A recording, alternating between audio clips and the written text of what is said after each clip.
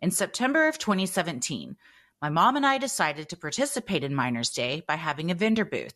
Shanann was very noticeable because she had a neck brace on, and their booth was right across from ours. It's odd to think back on this because the best way I could describe it was she was being on from the very beginning. She was very loud and very boisterous, talking to every person in the vicinity, including the people manning the booths around her. I remember thinking, wow, that lady is a lot. And then I felt bad because when she came to our booth, she was very engaging and seemed genuinely interested. Since her booth was across from us, we could see her interacting with people.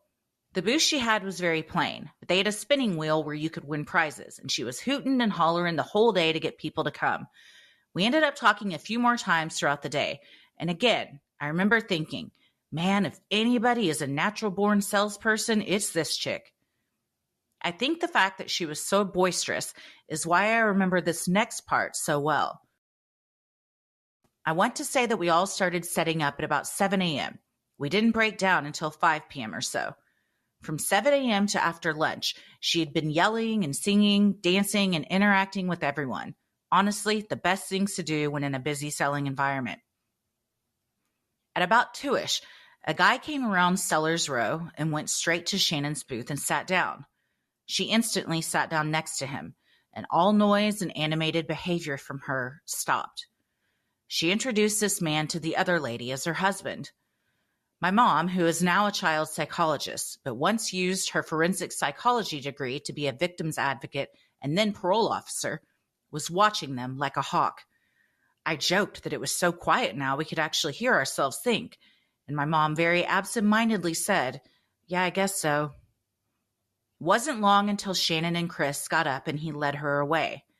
As they left, Shanann thanked us for the scrapbooking ideas, signed up to get our newsletter, and said she wanted to join one of our get-togethers, but couldn't commit because her girls were so young and she didn't have consistent care, but maybe one day she'd make it. After they left, my mom looked at me and said, "There's something wrong with that relationship. I guarantee he is controlling and even potentially abusive." I asked what she meant, and she remarked that Shannon's behavior had done a full 180 when he arrived. And as they sat there, Shanann watched Chris like a hawk. My mom then shook her head and said, "It's a shame." And we went on with our day, not really giving it another thought. Fast forward to August 14th of 2018. I am 9 months pregnant with my first daughter. She was born on August 25th. And my mom calls me and tells me to Google the news story of a missing Frederick woman and her 2 children. I pulled up the story and my mom said, "Do you recognize her?" I was shocked to see the face of the lady whose booth had been across from us at Miners Day. We read the story on the phone together, and my heart sank when it talked about her 2 young kids and her being pregnant. It was then my mom said, "Mark my words, this husband did something." I said, "You think?"